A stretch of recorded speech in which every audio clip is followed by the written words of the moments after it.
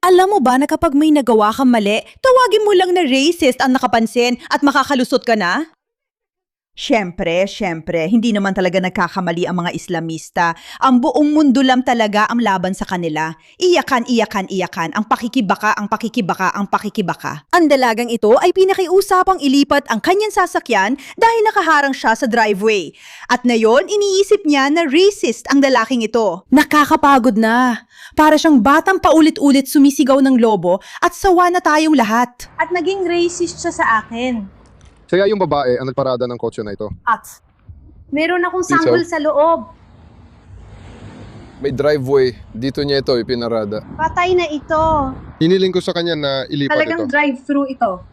Hindi ako nasa harap ng driveway niya. Oh, gawa mo yan. Sa tingin ko, masamang ugali na ipinakita mo doon. Kita tayo mamaya. Kumakalansing. Tama. Kotse, ba ka nakikipag-argumento? May bata naman doon. Bakit ka nagkakaroon ng attachment? Pwede mo yun i-report kung gusto mo. Aalis na ako. Silang? Gagawin ko. Tawagan mo sila. Hindi ako natatakot sa mga Tatawagan taong ko nangailangan. Hindi mo kailangan malaman ilarawan na ang mga literal yung lalaki. sinasabi. Hindi Sinabi mo mo sa akin kailangan na ang kotse matakot. mo ay... Sige, base sa narinig ko, itong babae ay nagpaparada. Hindi ako sigurado kung bakit sinabing pwede siyang magpark doon, pero nagpaparada siya at nakaharang sa driveway. Okay, maaring legal naman siyang pinayagang magpark doon. Hindi ko alam. Sa totoo lang, hindi naman mahalaga yon sa kwento. Pero tinanong siya ng lalaki kung pwede ilipat ang kotse. Sa tingin ko, mabait talagang lalaki based sa paraan ng pakikipag-usap niya kahit nagalit na at tinatakot na siya ng babae. Magalang, kalmado, at mabait pa rin siya. Sabi niya, ilipat lang ang kotse. Hiniling niya ito sa babae, pero tinawag siyang racist ng babae. Ang dahilan ay hindi dahil harang niya ang driveway, kundi dahil galit lang siya sa isang babae, isang Islamist na babae na may dalang sanggol sa kotse. Paulit-ulit yung binabanggit na may sanggol sa kotse, na sa totoo lang ay nakakainis dahil ikaw at ako, kung tayo ang nakaparada sa ganoong posisyon at napansin nating humaharang tayo sa driveway, alam mo ba kung ano ang magiging sagot natin? Sasabihin natin, pasensya na po talaga sir, salamat po sa pagsabi, lalo na kung may bakanting espasyo sa likod, aatras lang po ako, salamat po sa pagpapaalam sa akin. Pero itong babae, parang hindi, racist ka, at hindi ako at natatakot ako sa'yo. O ikaw, puting tao, nakakatakot ka, hindi ako natatakot sa'yo, ire-report talaga kita. Pasensya na. Pakisog na lang ang kotse mo at kalmahan mo ang sarili mo. Tawagan mo ang pulis. Tawagan mo ang pulis. Tawagan mo ang pulis. Numero ang telepono. Iyan ang nasa kotse mo. Nung sinabi ni Watford na racist yan, Sinabihan mo akong racist at pinauwi sa bansa ko. Sabi mo Hindi ko siya mismo yan. pinatunayan, Kapag pero kailangan may ko ng ebidensya ka tulong, ba tungkol meron dyan? ako. Isang bata. At May ebidensya ka ba kailangan ko tungkol muna marinig dyan? ang please. pakiusap. Oh, Salamat. ayos lang yan. Hi. Sinusundan ako niya ang may pulis. baby ako at may isang ginoo. Rasista ito sa akin at sa baby ko. Pakiusap, tulungan mo akong makatulong. Nasa card ko na ito. Ayos lang. Nasa tapat ako ng bahay ni nanay sa Tartan Street, number 20. Nasa harap ako ng bahay ng ginoo, talagang tinatakot niya ako. Natakot ako? Pakiusap? Tinatakot ba kita? Hindi ako natatakot sa'yo. Hindi ako natatakot sa'yo. Talagang tinatakot ako ng lalaking ito. Tinatakot niya ako. At isa siyang rasista. Hindi ako natatakot sa'yo. Tatawag ako ng pulis. Talagang natatakot ako. Gagawin nila ang kahit ano. Gagawin talaga nila ang kahit ano para gamitin ang victim card. Nakakapagod. Mag-move on ka na lang sa buhay mo. Literal. Mag-move on ka na lang sa buhay mo. Naalis mo na ang kotse. Mag-move on ka na. Pero hindi. Tatawag ako ng pulis kasi tinatakot niya ako. Nag-aakusa siya. Sobrang excited siya kunin ang telepono at mag-video. Kaya hindi ito kwentong nangyari lang sa likod ng kamera. Kahit naging bastos siya at pinauwi kami sa bansa, siguro may karapatan siyang gumawa ng ganoong video. Pero kahit ganoon, parang magpatuloy ka sa buhay at maging mabuting bahagi ng lipunan na hindi nag-aatubili umusog para hindi humarang sa driveway o gumagamit ng racist babae nanay card.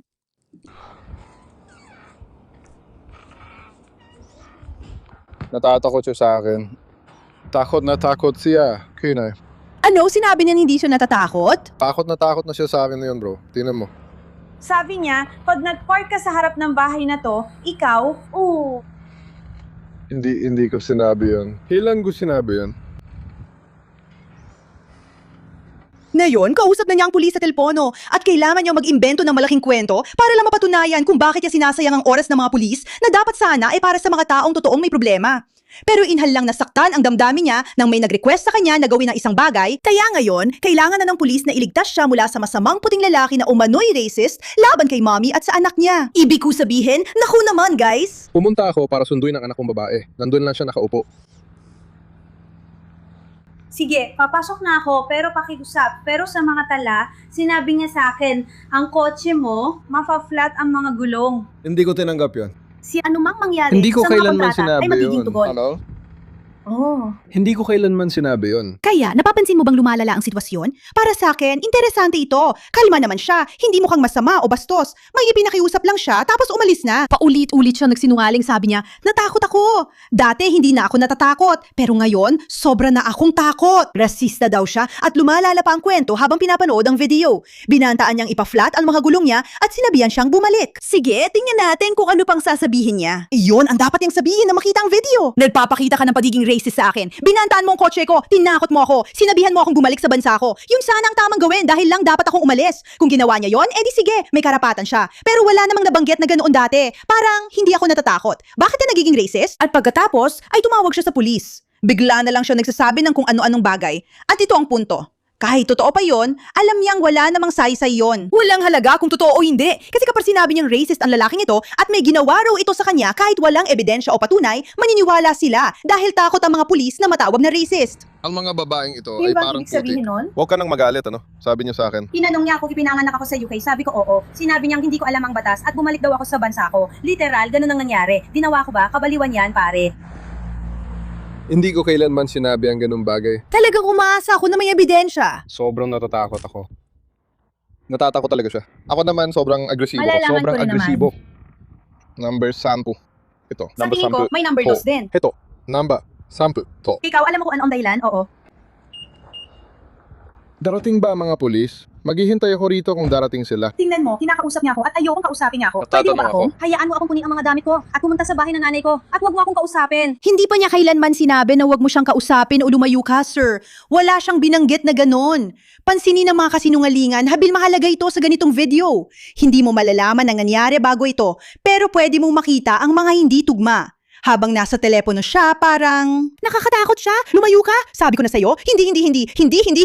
Pero hindi naman niya talaga sinabi na sabi ko na sa'yo. Pero pinapalabas niya na parang malinaw na gusto niyang lumayo siya. Hindi pa niya nasabi kahit minsan hanggang sa puntong ito na nasa telepono na siya. Natatakot ako sa kanya. Paparating bang mga Literal na pulis? natatakot ako sa kanya. Ako. Pakiusap, huwag mo akong kausapin. Alam mo namang nare-record kita. Oo, nire-record kita. Parang yung mga babae, hindi sila, alam mo na, sumba ko, huwag.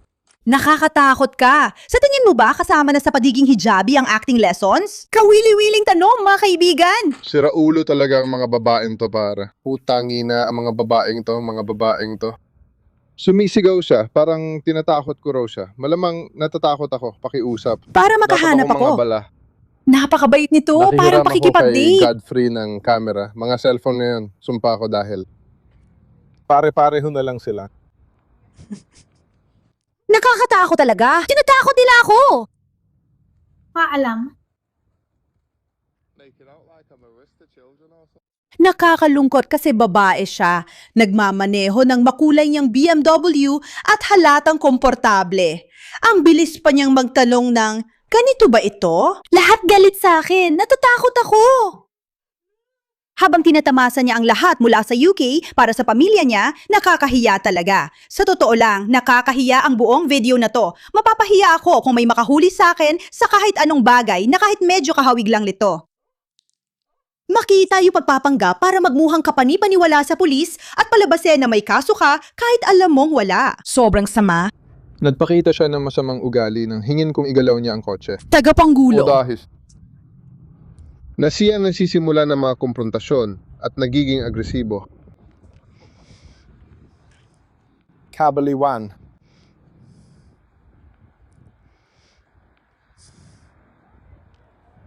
Anong binivideo niya? Nakatayo lang siya sa likod ng palumpo, malayo. Ano ba gusto niyang patunayan na nakakatakot siya? Lahat na nangyayari ay nakadokumento sa kamera. Ang tanga naman! Parang isa akong malaking panganib. Ang tanga-tanga talaga. Pero ganito sila. Ganito ang ginagawa nila. Sisigaw sila ng rasista kasi alam nilang makakatakas sila sa kahit anong sitwasyon at hindi nila kailangang kontrolin ang emosyon nila. Hindi nila kailangang harapin ang mga problema nila. Hindi. Pwede lang nilang tawagin ang mga tao sa harap nila at sila ang panalo. Pero sa malas nila, naitala ito. Mukha siyang tangha at yung lalaki parang siya ang tama. Kung mapapanood natin ang naunang video kung saan naging marahas siya sa babae, sige. Pero mabilis talaga nag-escalate mula sa racist ka hanggang sa Tingnan mo, ayos lang. Ibig kong sabihin, umiyak ka pa babae. Salamat sa iyong atensyon sa bagay na ito.